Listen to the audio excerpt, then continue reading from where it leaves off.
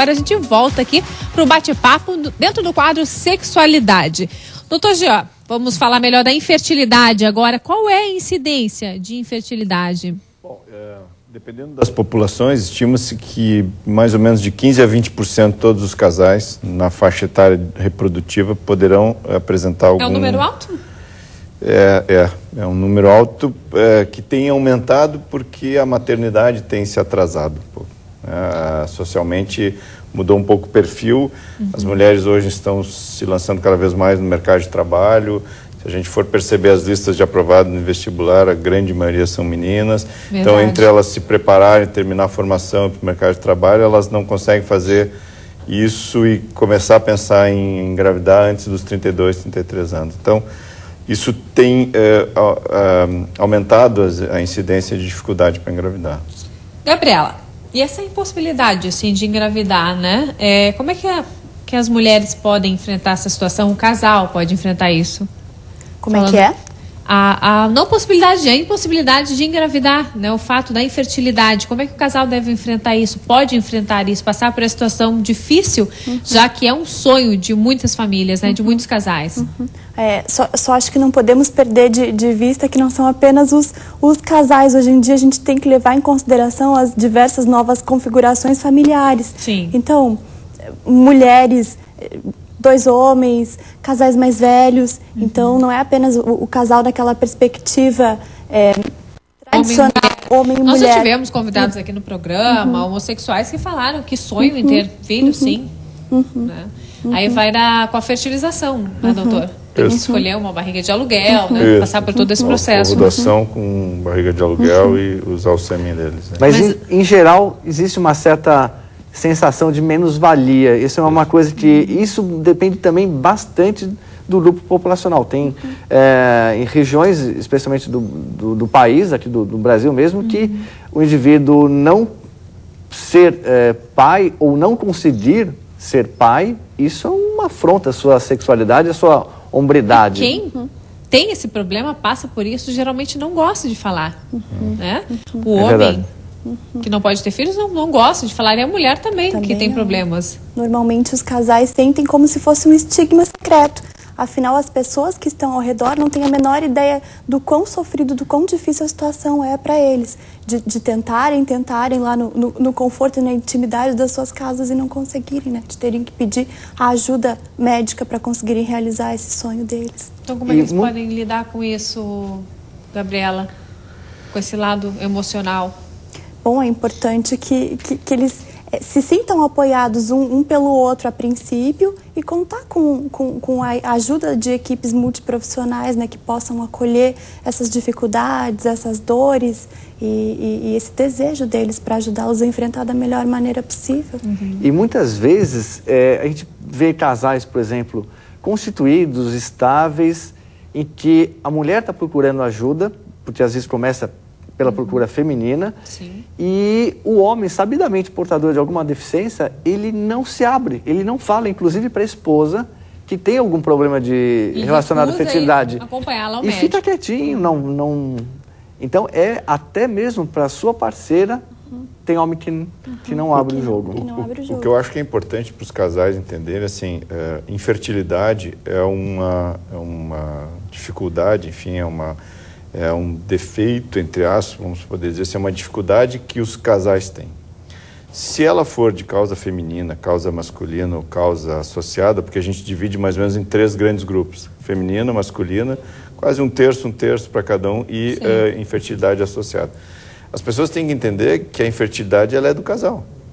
Então, assim, no momento em que eles entenderem entenderem isso, bom, a gente é infértil porque eu sou, por exemplo, eu não tenho sêmen, eu sou azoospermico, ou a gente é infértil porque a minha esposa não ovula ou tem as trompas obstruídas, nós temos que enfrentar isso. Porque aquele casal se formou e aquele casal que é infértil. Se é por fator masculino ou feminino, não importa. Enquanto eles não entenderem isso e for assim, não tem filhos porque a minha esposa não pode, isso já começa a trazer um problema, porque já começa a ter cobranças e aí é complicado. Então, assim, nós não podemos ter filhos, não importa por que causa, isso já é metade do caminho andado para a resolução e para poder enfrentar melhor isso. Eu acho que, e não deve se sentir inferior também por isso, né? Não. Não, evidente que não. Claro que até porque é raro. Você não consegue realizar, mas enfim. Isso, porque a gente nasce tendo só duas coisas que a gente sabe quando nasce, que uma hora vai morrer e que vai ter filho, que é capaz de poder. Sim. Então, se eu passo a vida inteira porque por opção eu não vou tentar, não vou ter, é uma situação.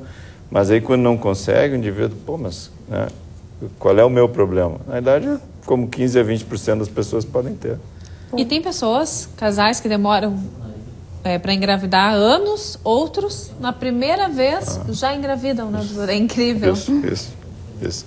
As taxas de gravidez em casais jovens normais, entre 25 e 30 anos, por mês, mais ou menos vão da ordem de 25% a 30%. E aí, em um ano, 12 meses, até 85% engravida.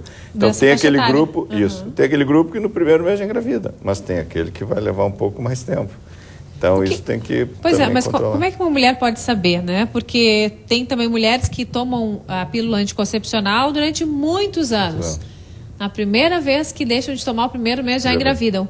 Isso. Outras param de tomar, tomam pouco tempo, não conseguem. Como é que é isso? Então, isso já é pela a própria fertilidade dela. O contraceptivo não mudou em nada. Hoje se sabe que até o uso do anticoncepcional tem protegido uma doença que está aumentando a incidência, que é a endometriose, que é uma doença inflamatória que causa infertilidade. Então, o uso dele tem protegido essas mulheres. Cada mulher tem um índice de fertilidade, então, é isso? Dá para ser medido isso? Não, é só tentando. Na verdade, é cada casal. Porque, por exemplo, a mulher ela pode ter uma subfertilidade. Ela tem um ovário que não ovula tanto, um ovário que, em vez de ovular todo mês, ovula cada 2. Mas o parceiro dela é um indivíduo que tem 40 milhões por ml, sêmen ótimo. É a primeira vez que pegar uma ovulação vai engravidar.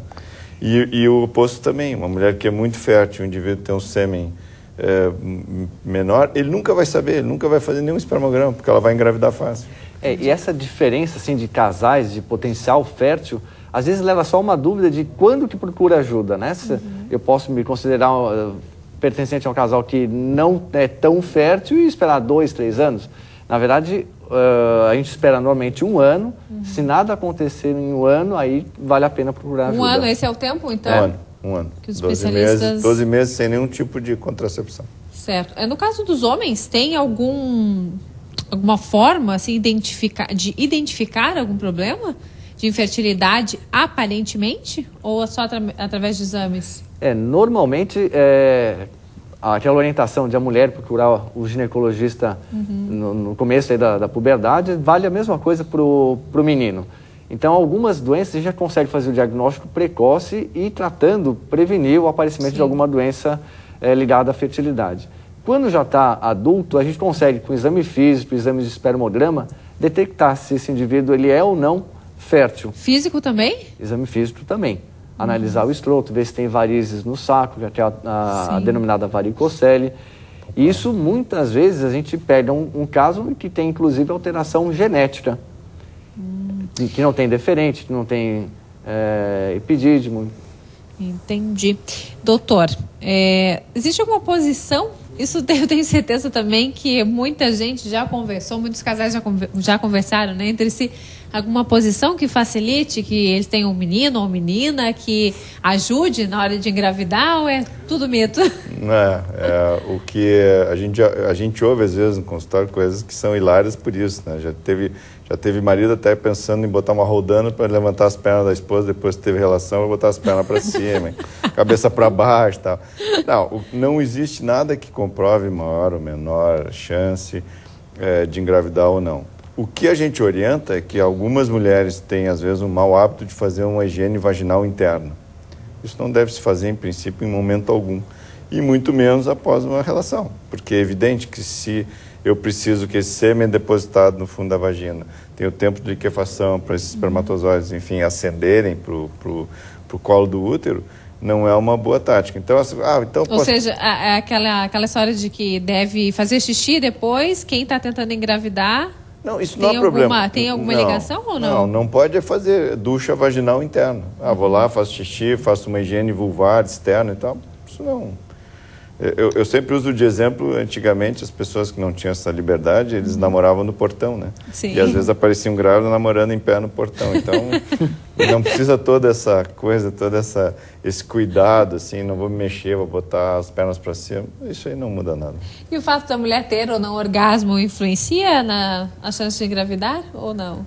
Então, não tem nenhuma correlação em relação à parte ovulatória. O que o orgasmo tem de que pode funcionar são contrações uterinas, e às vezes essas contrações uterinas que são retrógradas podem favorecer a vinda, a subida, enfim, maior do espermatozoide. Isso tudo são coisas teóricas, né? O que a gente sabe é que quando a libido está maior é quando ela está no máximo do estrogênio dela, no pico do LH. Então aí é quando ela está ovulando. Momento bom. E fazendo só um gancho com a parte urológica que o Jean falou, a natureza às vezes é tão clara nesse aspecto de perfeição que o próprio sêmen tem substâncias que fazem esse tipo de contração, que levam à contração uterina.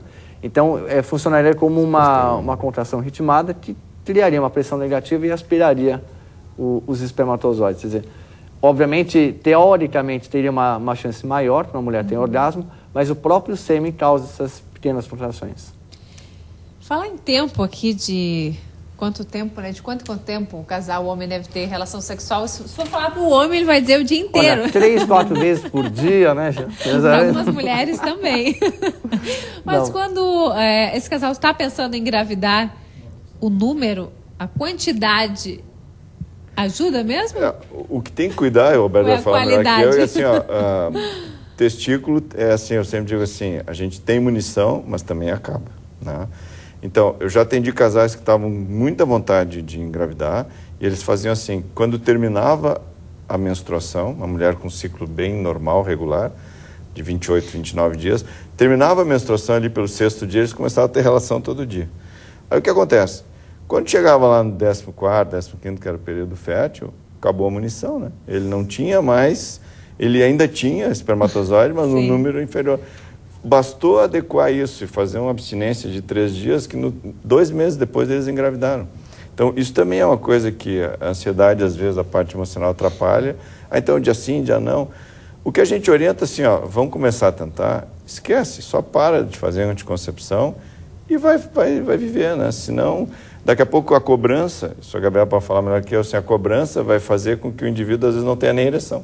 É a famosa pressão, né? Perde-se muito da espontaneidade do ato que era para ser prazeroso, gostoso, de intimidade do casal, e passa a ser uma tarefa a ser cumprida, né? Que é conseguir o filho.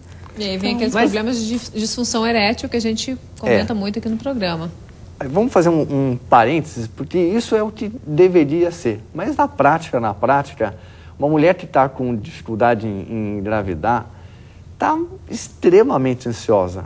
Então, olha, é muito difícil o homem não se sentir pressionado, porque assim, olha, é hoje. Então, o homem vai ficar pressionado às vezes, sim, não tem muito que...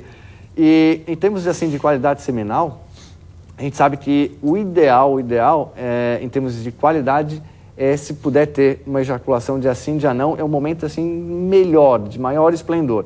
Mas não é obrigatório. Se, por exemplo, tiver a cada 2 dias, não tem problema. Não precisa ser mais de uma vez por dia, então, doutor Jean. Não. Vou arrumar uns inimigos falando isso.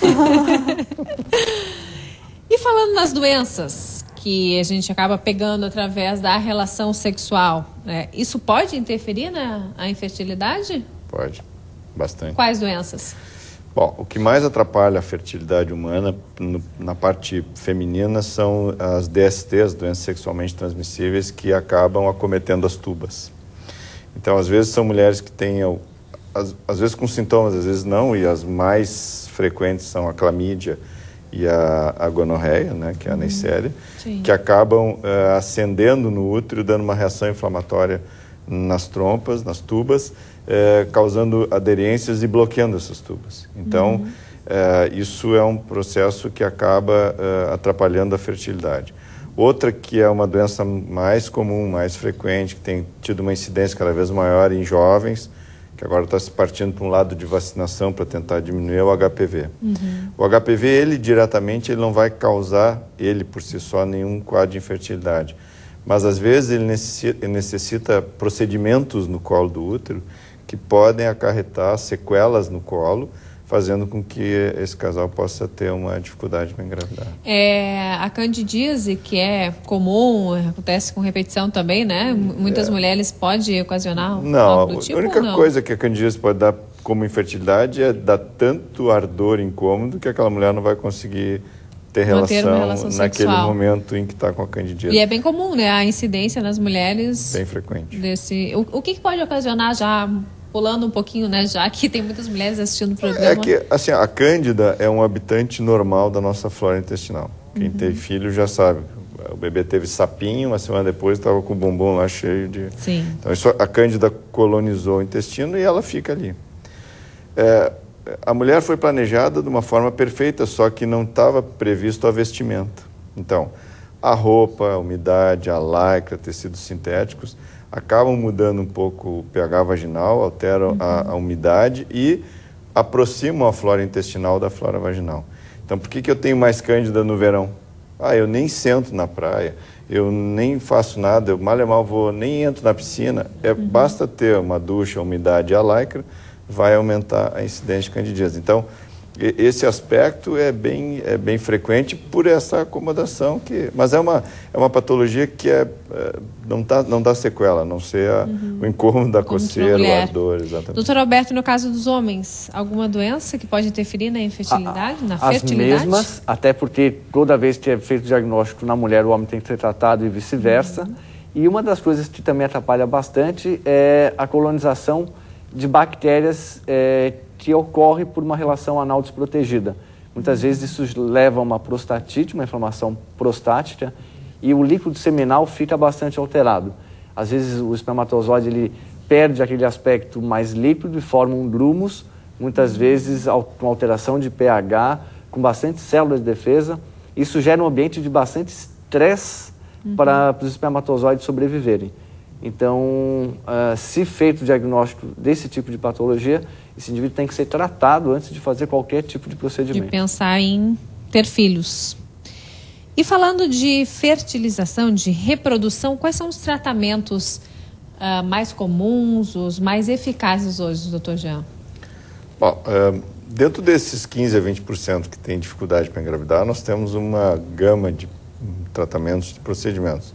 Uma vez identificada a causa, que pode ser... A gente divide basicamente em 4 etapas, assim, a parte masculina, a parte ovariana, se a mulher ovula ou não, a parte de transporte, que é ver se tem passagem pelo útero, pelas trompas, para o espermatozoide encontrar o óvulo, e a parte peritoneal, que é lá dentro, onde estão os órgãos, que é onde eles se encontram. Então, a partir daí, se pode fazer simples indução de ovulação, usar uma medicação para o ovário funcionar. Procedimentos cirúrgicos para tratamento de alterações das tubas ou avaliar se existe essa endometriose, isso através de um procedimento que se chama videolaparoscopia. A gente vai até marcar um próximo programa aí, Janine, sobre endometriose, então para a gente explicar bem, mostrar imagens. Né? Exatamente. E também a parte masculina, ou tratamentos que o urologista vai instituir para melhorar a parte seminal, isso tudo para tentar espontaneamente, com atividade sexual. No momento em que a gente precisa de outra técnica, existem 2 divisões, que é a de baixa complexidade, que é a inseminação artificial, o pessoal às vezes confunde com fertilização, que essa é só melhorar o sêmen em laboratório e injetar no útero.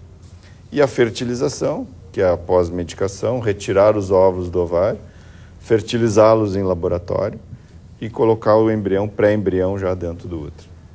Essas são basicamente as formas de tratar a infertilidade. Tá aí. Outras dúvidas, depois a gente pode passar os contatos aqui do doutor, né? Para você se informar melhor. Eu tenho aqui também um relato, doutor Alberto, de um paciente de 30 anos, né? Ele tem varicocele e um lado do saco fica muito saliente, né? E ele tem vergonha disso, inclusive com a esposa, né? De manter relação sexual e tal. Eles não têm filhos e ele acabou com problemas de ereção. O que é o indicado? Bom, esse caso particular, provavelmente se o saco, o escroto, ele está saliente, provavelmente uma varicocele já de alto grau, uma varicocele intensa. E isso muitas vezes pode atrapalhar a fertilidade. Então, primeira coisa tem que fazer o diagnóstico. O principal é fazer um exame físico, constatar a presença da varicocele. Muitas vezes a gente associa com ultrassom para ver se o testículo está bom ou não está. E a varicocele em si, ela não leva diretamente a uma perda de ereção. Mas, às vezes, o aspecto psicológico envolvido, isso sim, pode gerar um desconforto a tal ponto de o paciente se sentir pouco confortável numa relação sexual, ficar envergonhado da genitália e um pouco mais retraído. Agora, para nós finalizarmos, né, esse bate-papo aí sobre sexualidade e reprodução, Gabriela, quais são as mudanças que ocorrem na sexualidade após a constituição de uma família, né? Por exemplo, o casal quis ter um filho, a criança nasceu, e aí? O papel da mãe muda, do pai muda, se confunde um pouco, né? O do casal, como é que fica? Então, como eu disse anteriormente, quando nasce um bebê, nasce também o pai, nasce também uma mãe. Então, além de executar o papel profissional dela, ela como pessoa, ela tem que ser mãe, ela tem que ser mulher, ela tem uma série de coisas que ela precisa fazer além de tudo aquilo que ela já fazia. Então, com certeza, muda completamente a rotina do casal, a rotina sexual, a intimidade desse casal. Muitos casais reclamam que a vida sexual mudou, diminuiu depois do nascimento, doutor Alberto e doutor Jean? Bastante. Primeiro porque é aquele período da quarentena que é sofrido para os homens. E depois, quando a rotina sexual começa a se instalar novamente, não é tão normalmente, porque a criança chora. A mãe está cansada porque tem que ficar o dia inteiro, dia e noite, cuidando do bebê. O limiar com o marido também muda, então... Eu tenho para mim que não existe contraceptivo melhor que filho. Hoje eu ouvi muito disso. Filho pequeno é uma coisa... Eles parecem que eles vêm com um chip que quando a mãe consegue relaxar de tudo, dele, da casa, das coisas, e vai relaxar e vai começar a namorar, eles acordam e choram. Eu acho que tem algum chipzinho ali que bate bem na hora que ela... Não, hoje nós vamos conseguir namorar, e quando a coisa começa a fluir, pá, desanda. Aí vale também o senso do casal e ter um diálogo sobre isso, não deixar só ir acumulando ou passar batido, Gabriela? Importantíssimo, né? Importante, com certeza. Mas aí também tem outras coisas que eu acho que alternam bastante. Quando o homem começa a ver na mulher uma mãe, eu acho que a coisa também desanda, porque aquela coisa de olhar para a mulher, de chamar de mãezinha, de né, minha santa, a sexualidade começa a se dissociar muito do casal. Então tem que ser mãe, tem que ser... Chama de meu amor, então, na verdade, de mamãe na frente dos outros. Horrível. Tá certo, obrigada, doutor Alberto, obrigada, Gabriela e doutor Jean, viu? Prazer tê-los aqui. Esse foi o nosso quadro de sexualidade que volta na próxima terça-feira. Lembrando que durante a semana você pode mandar as suas sugestões de pautas aqui para o programa, as suas dúvidas, e a gente vai fazer contato com os especialistas e trazer esse bate-papo aqui no nosso estúdio. Vamos ao nosso último intervalo comercial e já voltamos, é rapidinho.